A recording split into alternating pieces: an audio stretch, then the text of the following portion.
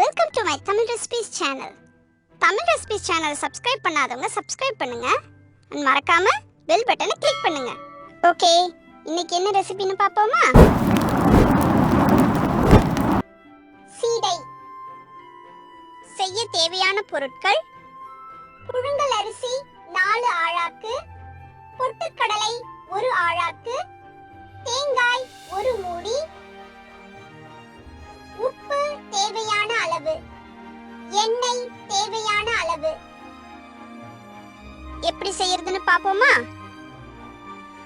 புழுங்கல் அரிசியை நல்லா வாஷ் பண்ணிட்டு ஊற வச்சிருங்க.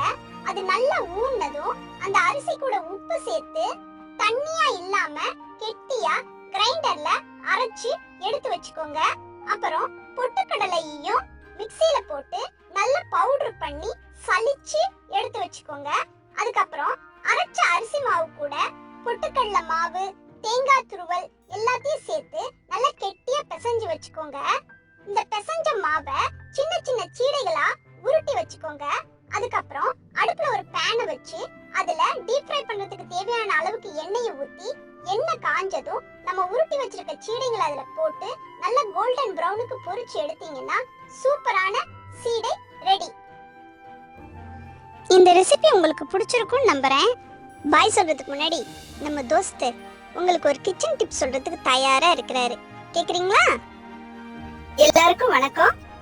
பருத்தி பால் மூக்குல நெஞ்சில அடைச்சிருக்க சளியெல்லாம் நல்லா கரைக்கிறதுக்கு ஹெல்ப் பண்ணும்.